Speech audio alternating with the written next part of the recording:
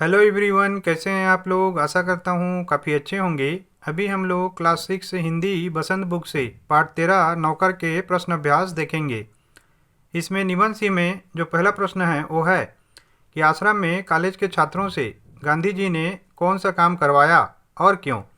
तो देखिए, जो गांधी जी थे वो शारीरिक काम और पढ़े लिखे लोगों के काम को एक बराबर मानते थे। वो नहीं मानते थे कि पढ़ा लिखा आदमी शारीरिक काम नहीं कर सकता या उसको शारीरिक काम नहीं करना चाहिए। इसीलिए उन्होंने कॉलेज के छात्रों को शिक्षा देने के लिए उनसे शारीरिक मेहनत वाला काम करवाया ताकि वो इसके महत्व को समझ सकें। तो इसका उत्तर लिखेंगे, आश्रम में कॉलेज के छात्रों से गांधी जी ने गेहूं बीनने का काम करवाया, क्योंकि गांधी जी पढ़ाई लिखाई के काम के साथ शारीरिक मेहनत के काम को भी महत्व देते थे तथा उनके अंग्रेजी भाषा के ज्ञान के गर्व एवं अहंकार को तोड़ने के लिए उन्हें गेहूं बीनने का कार्य करवाया।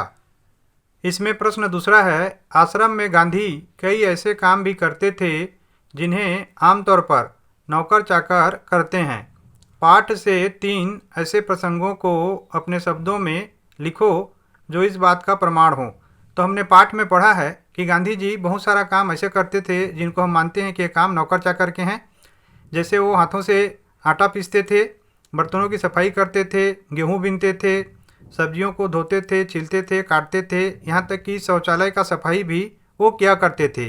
तो इसका उत्तर लिखेंगे, आश्रम में गांधी जी कई ऐसे काम भी करते थे जिन्हें आमतौर में नौकर चाकर करते हैं।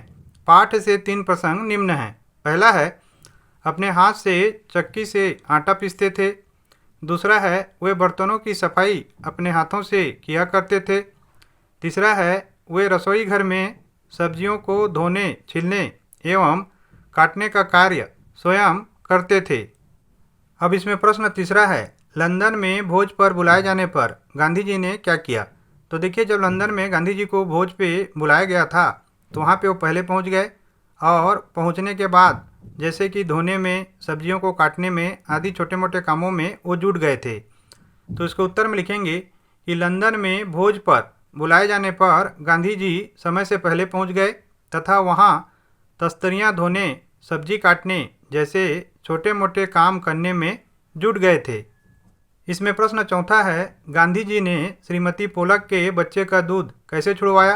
तो देखिए, गांधी जी ने क्या किया, श्रीमती पोलक के बच्चे को अपने पास सोने के लिए रख लिया और 15 दिनों तक उन्होंने अपने पास उस बच्चे को सुलाया। और जब भी बच्चे को भूख लगता तो वो खुद उसको पानी पिला दिया करते थे। तो 15 दिन तक जब बच्चा गांधी जी के पास सोया और माताजी से दूर रहा तो उसका दूध पीने का आदत जो है ना अपने आप छूट गया। तो इसको उत्तर में लिखेंगे, गांधी जी ने श्रीमती पोलक के बच्चे को 15 दिन तक अपने पास सुलाया तथा उसे रात को भूख लगने पर स्वयं पानी पिलाते थे। 15 दिन तक माँ से अलग सोने के कारण बच्चा दूध पीना छोड़ दिया। प्रश्न 5 है, आश्रम में काम करने या करवाने का कौन सा तरीका गांधी जी अपनाते थे, इसे पाठ पढ़कर लिखो। तो देखिए, पाठ से हमने समझा है कि गांधी जी आश्रम का सारा काम माने स्वयं का काम और बाकी काम वो खुद करते थे, किसी से करवाते नहीं थे और आशा करते थे कि बाकी लोग भी अपना काम खुद करेंगे, किसी के ऊपर निर्भर नहीं रहेंगे। इसी प्रकार से आश्रम का काम होता था। तो इसको उत्तर में हम लोग लिखेंगे, गांधी जी आश्रम में स्वयं काम करते थे तथा सभी को अपना काम स्वयं करने की सलाह देते थे। गांधी जी को स्वयं काम करते देख उनके काम करवाने पर कोई मना नहीं कर पाते थे। गांधी जी काम करने वालों को कभी नौकर नहीं समझते थे बल्कि उनकी इज्जत करते थे। तो अब निबंध से आगे में आ चुके हैं। पहला प्रश्न है, गांधी जी इतना पैदल क्यों चलते थे, पैदल चलने के क्या लाभ हैं, लिखो। तो देखिए, पैदल चलने के बहुत सारे लाभ हैं। पैदल चलने से शरीर में चुस्ती और फुर्ती बनी रहती है, बीमारियां जो हैं नहीं आ पाती हैं, शरीर स्वस्थ रहता है और हमारी पैर की हड्डियां और मांसपेशियां मजबूत होती हैं और पैरों में ताकत आता है, भोजन अच्छे से पचता है। तो इसको उत्तर में लिखेंगे कि सुबह की हवा लाख रुपए की दवा। पैदल चलना स्वास्थ्य के लिए लाभप्रद होता है, इसलिए गांधी जी पैदल चलते थे। पैदल चलने के निम्न लाभ हैं। इसमें पहला है, शरीर में चुस्ती और फुर्ती बनी रहती है। दूसरा, बीमारियों से दूर रखता है। तीसरा, पैदल चलना स्वास्थ्य के लिए लाभप्रद है तथा शारीरिक व्यायाम है। चौथा, इससे पैर की हड्डियों और मांसपेशियों को मजबूती मिलती है। पांचवा, पैरों में ताकत आती है। कि उन कामों को घर के कौन कौन से सदस्य अक्सर करते हैं। इसमें काम और करने वाले दिए हुए हैं। तो देखिए, एक सूची मैंने मेरे घर अनुसार बनाया है, आप जो है अपने घर के अनुसार इसको बनाएंगे। इसमें पहला है घर का सामान लाना, ये माँ करती है। घर की सफाई करना माँ करती है। बिस्तर रखना माँ करती है। खाना बनाना माँ करती है। कपड़े धोना माँ करती है। टिफ़िन बनाना माँ करती है। बच्चों को स्कूल ले जाना ये पापा करते हैं। होमवर्क करवाना पापा करते हैं। पोछा लगाना माँ करती है। सामानों को रखना ये भी जो है ना वो माँ करती है।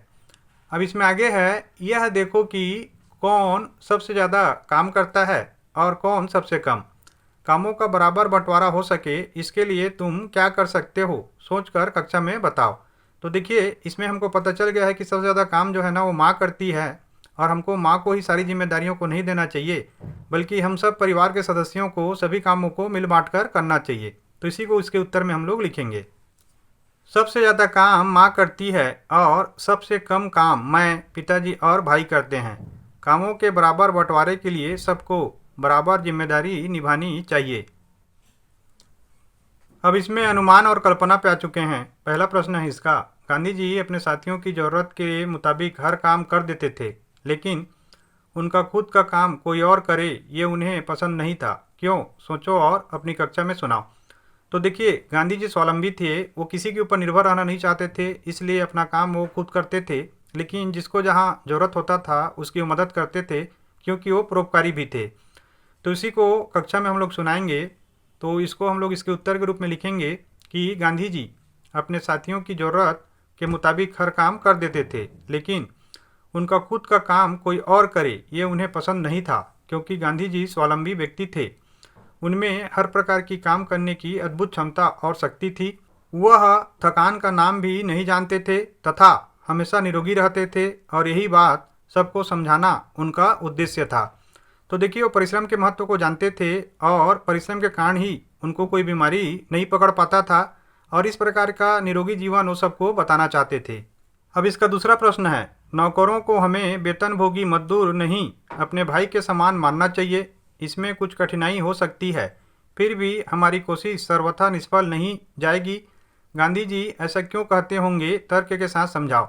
तो देखिए, नौकर भी हमारे जैसा ही एक आदमी होता है। अगर उसको हम अपने परिवार का सदस्य मानेंगे तो भी हमको अपना समझेगा और अपने काम को और अच्छे सच्चाई ईमानदारी के साथ में करेगा। वो कभी भी हमारे साथ धोखा नहीं करेगा। इसी चीज़ के कारण गांधी जी ऐसा कहते थे, और इसी को इसके उत्तर में हमको समझाना है।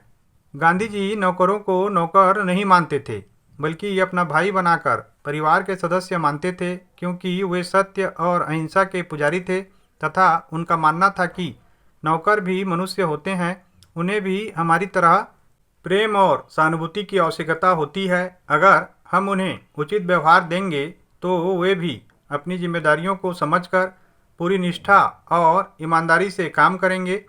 इसलिए नौकरों को परिवार के सदस्य मानना चाहिए। अब इसमें प्रश्न तीसरा है, गांधी जी की कही लिखी बातें लगभग 100 से अधिक किताबों में दर्ज हैं। घर के काम, बीमारों की सेवा, आगंतुकों से बातचीत आदि ढेरों काम करने के बाद गांधी जी को लिखने का समय कब मिलता होगा? गांधी जी का एक दिन कैसे गुजरता होगा? इस पर अपनी कल्पना से लिखो। देखिए, गांधी जी समय के महत्व को जानते थे, समय का समुचित प्रबंधन करते थे, एक एक मिनट का हिसाब रखते थे। इसीलिए वो एक दिन में बहुत सारा काम कर पाते थे। दिन भर वो आगंतुकों से मिलते थे और विभिन्न कामों में लीन रहते थे, लेकिन रात में वो अपना लिखाई पढ़ाई वाला काम किया करते थे। तो इसी को इसके उत्तर में हम लोग लिखेंगे। गांधी जी कर्मठ व्यक्ति थे, कर्म ही पूजा है पर विश्वास रखते थे। वे दिन भर काम करने के बाद रात्रि के समय वे अपनी लिखाई में समय लगाते होंगे। गांधी जी का दिन व्यस्तता में ही गुजरता था। सुबह टहलने जाते होंगे, आकर प्रार्थना सभा में शामिल होते होंगे, उसके बाद रसोई के कामों में हाथ बटाते होंगे, इसके बाद आगंतुकों से मिलना, गेहूं बीनना जैसे कामों में व्यस्त रहते होंगे। दोपहर और रात के खाना परोसने में भी मदद करते थे, फिर रात को लिखने का काम करते थे। प्रश्न 4 है, पाठ में बताया गया है कि गांधी जी और उनके साथी आश्रम में रहते थे।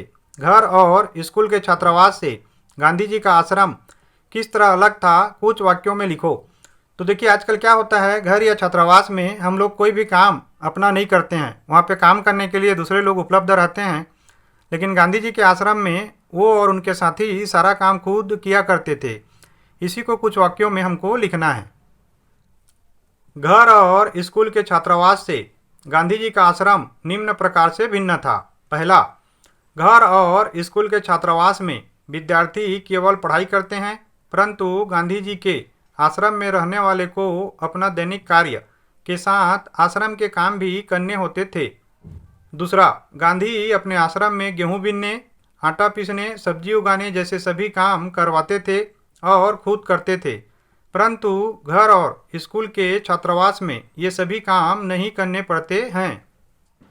इसमें प्रश्न 5 है, ऐसे कामों की सूची बनाओ जिन्हें तुम हर रोज खुद कर सकते हो। तो देखिए हम बहुत सारा काम घर में खुद कर सकते हैं, जैसे कि झाड़ू लगाना, कपड़ा धोना, खाना बनाने में मम्मी की मदद करना, बिस्तर ठीक करना, सामानों को सही जगह में रखना और बर्तन धोना।